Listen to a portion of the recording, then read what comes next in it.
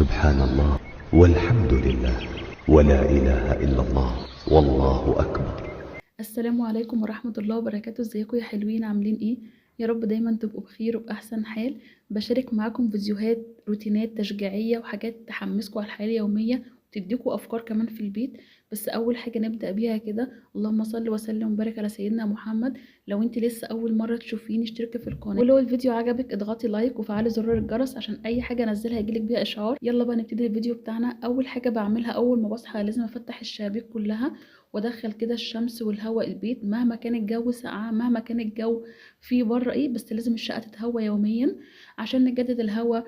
طبعا احنا عارفين ان الفترة دي كلها ادوار برد وتعب وكده، فلازم يوميا الشقة تتهوى. بس ممكن احنا نستنى شوية على فتح الشبابيك، مش اول ما نصحى على طول، يعني ممكن مثلا نستنى حوالي ربع ساعة نص ساعة، بحيث ان احنا بنكون قايمين مثلا من تحت البطانية. نغسل وشنا بمية ساقعة، نتوضى بمية ساقعة، وبعدين نبتدي نفتح الشبابيك. تمام كده؟ زي ما انتوا شفتوا كده فتحت الشقة كلها، وشلت كمان، كنت هنضف اوضه الاطفال اليوم دوت، فشلت الفرش، الدفايات والملايات شلتها كلها حطيتها في الغسالة، وسبت المرتبة نفسها تتهوى. ودخلت بقى فطرت، وبعدين طبعا لازم فنجان القهوة كده عشان يفوقني ويديني شوية طاقة ان انا اكمل يومي. بس زي ما قلت لكم ان انا القهوة لما بقيت اشربها لوحدها بقت تتعبني جدا، لازم اخد معاها اي حاجة مسكرة، سواء بقى بونبوني، كيكة، تمر، اي حاجه كده فيها سكر، بحيث ان انا ايه تظبط لي الضغط شويه. فعملت كده القهوه باللبن وشربتها، ودخلت بقى عشان اكمل باقي اليوم. عايزه اقول لكم ان انا لما بعمل تنظيفات او بعمل اي حاجه في البيت هتاخد مني مجهود، اليوم ده بعمل فيه غدا خفيف، يا اما يكون عندي غدا من قبلها بيوم. سبت الشبابيك كده حوالي كام ساعة وهوت الشقة وكله تمام، بس انا قفلت الشباك عشان خاطر كده ان انا اعرف اصور معاكم وان انا انور النور، لان يعني الشقة اللي قدامي تبقى في وشي قوي، فانا مش عارفة انور النور وفتح الشباك. فهمتوا الفكرة؟ واليوم ده حسيت ان الجو مغيم شوية، فنور الشمس او نور النهار مش قوي قوي ان هو ينور لي الأوضة، عشان كده قفلت. انما زي ما انتوا شايفين بره كده ده لسه منورة. بدأت بقى كده مسحت الخشب بتاع الأوضة كله، سواء السراير والدولاب والتسريحة، بمورال، ده ملمع الخشب. بصراحة هو حلو جدا وبيحافظ على الخشب فترة ان هو يعني يفضل يعني مش مفهوش تراب، مش مطرب وكده. وبعدين برضو رحت مسحة الشباك كده مسحة خفيفة سريعة، لان انا على طول بمسحه، يعني على طول ايدي فيه فبتمسح على طول معايا كده، واستخدمت الفوطة دي ولمعته وكان تمام. هكمل بقى باقي الأوضة. شفتوا انتوا في اول الفيديو لما صورت كنت شايفين ان في شكلين من الدفايات، يعني مش شكل بعض، هما كانوا الاول حاطة الاتنين زي بعض، بس واحدة منهم مدلق عليها حاجة، فاضطريت ان انا اغيرها، مش غير طبعا التانية كانت لسه نظيفة. فبس تمام يعني عادي، احنا في البيت، والتانية كانت قريبة منها، يعني واحدة كانت لونها بطيخي سادة، والتانية كان لونها بطيخي بس فيها رسومات اطفال وكده، فتمام يعني.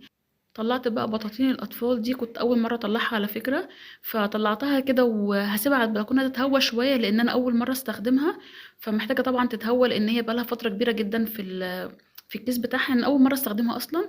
فقلت اسيبها كده تتهوى كده على البلكونه لحد ما اخلص تنظيفات واخلص الحاجه كلها، وفي الاخر خالص ادخلها. قلت اختار بقى ملايه كده معاكم. انا كنت هفرش من فوق دفايه يعني فيها رسومات اطفال، فقلت اختار ملايه ساده. انا عامله فكره حلوه قوي في دولاب اوضه الاطفال، ان انا مغطيه الحاجه اللي انا مش بستخدمها. يعني اللي انتوا شايفينه متغطي ده دي فوط اطفال مش بستخدمها اصلا، لسه جديده ما استخدمتهاش خالص. والضرفه اللي تحت حاطه فيها الملايات الجديده برضو لسه ما استخدمتهاش.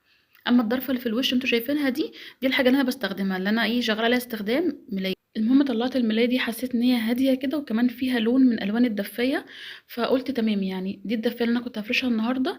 على فكره هي مش جديده ولا حاجه، لا، بس انا بعد كل اخر الشتاء يعني بشيل كل حاجه في الكيس بتاعها، يعني كل الدفايات، البطاطين، الكوفرتات، اي حاجه بطلعها من الكيس بتاعها برجعها تاني في الكيس، بغسلها واشيلها، وتحت السرير باحطها عشان احافظ عليها، مش هتفضل بقى طول فترة الصيف في الدولاب وتتطرب وكده، لا، بشيل كل حاجة في الكيس بتاعها واحافظ عليها. فكنت هفرش بقى الدفاية الحلوة دي معاكم، هي ممكن تكون فيها الوان كتيرة عن الحاجات اللي طالعة حاليا موضة بقى، الحاجات اللي هي السيمبل والهادية وكده، بس انا بحب الالوان، يعني انا سبحان الله شخص بيحب الالوان، بحب اشوف الالوان كده قدامي. وخاصة كمان أوضة الأطفال لازم تكون مبهجة، لازم يكون فيها ألوان كتير. حتى انت لما تيجي مثلا تعلمي أطفالك الألوان، بيبقى حاجات حواليهم تقول بس ده لون كذا وده لون كذا. فأنا مقتنعة بفكرة إن أوضة الأطفال لازم تكون فيها ألوان وتكون مبهجة. الحاجات اللي بيستخدموها سواء ملاياتهم، سواء الدفايات، البطاطين اللي بيتغطوا بيها لازم تكون برضو فيها ألوان. إنما الحاجات الهادية السيمبل دي لينا إحنا الكبار. فاهمين الفكرة؟ كمان أنا لما جيت أجهز، لما جيت أتجوز مثلا من كام سنة، كانت الحاجات الsimple الهادية دي مش منتشرة أوي زي دلوقتي، فكان عامةً الحاجة المنتشرة اللي هي الحاجات اللي زي كده. فتمام يعني حاجة حلوة جدًا ومقتنعة بيها وعاجباني أوي، فكل واحد مقتنع بحاجته وبيحبها. ده شكل كده الأوضة لمّا اتفرشت. بُصّوا الدفايات بصراحة حلوة جدًا، وأنا حطيت الملاية بُصّوا فيها من لون الدفاية لون البو ده، أنا باحبه جدًا، باحب أي حاجة أصلًا تخُص الأطفال والكرتون وكده. كمان الملاية مش باينة، بس أنا من الناس اللي ما اعرفش أحط الدفاية على المرتبة على طول، يعني لازم أحط الدفاية على ملاية، حتى لو مش هتبان بس أكياس المخدة باينة. الدفاية ماسكة كده في الملاية من تحت مش تقعد تتزحلق كل شوية من على المرتبة. فبصراحة يعني أنا باحب ملاية وفوقيها دفاية. كمان باحب أحط البطاطين كده في الجنب زي ما أنتم شايفين، مش باحب أحطها في آخر السرير كده، يعني ممكن أعمل كده في السرير الكبير، إنما في الأطفال لأ، باحب أحطهم كده على الجنبين، باحس إن كده السرير مش زحمة، وفي نفس الوقت رسمة الدفاية أو الملاية اللي أنا حاطاها باينة، فبيبقى شكلها حلو. أنا كمان كنست الأوضة كده مع نفسي، شغّلت المكنسة كده وكنست الأوضة. بس ما جبتهاش معاكم، بس الحمد لله الأوضة كده بقت تمام ونضيفة وكله تمام، وقفّلت الشباك والستاير ودفّيت الأوضة كده وخرجت بقى. رُحت بقى أحضّر الغدا.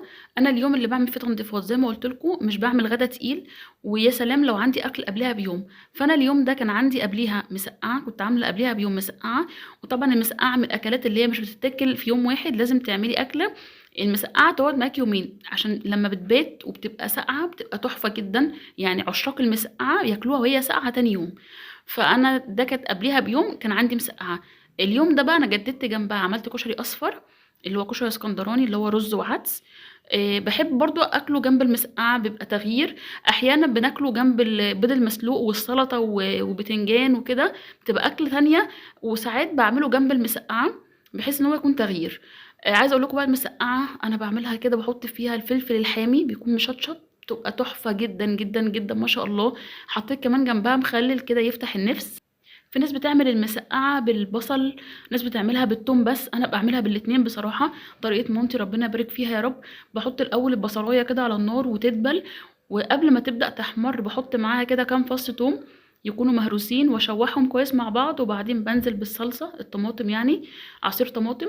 يتسبكوا كده شوية، وبعدين أكون قليت بقى برّه البتنجان والفلفل والبطاطس واحطهم فيها. في ناس بتعمل المسقعة باللحمة المفرومة، بس بصراحة أنا ما باحبهاش باللحمة المفرومة، ما اعرفش، يعني أنا باحس اللحمة المفرومة دي لأكلات معينة، ما بادخّلهاش مع أي حاجة.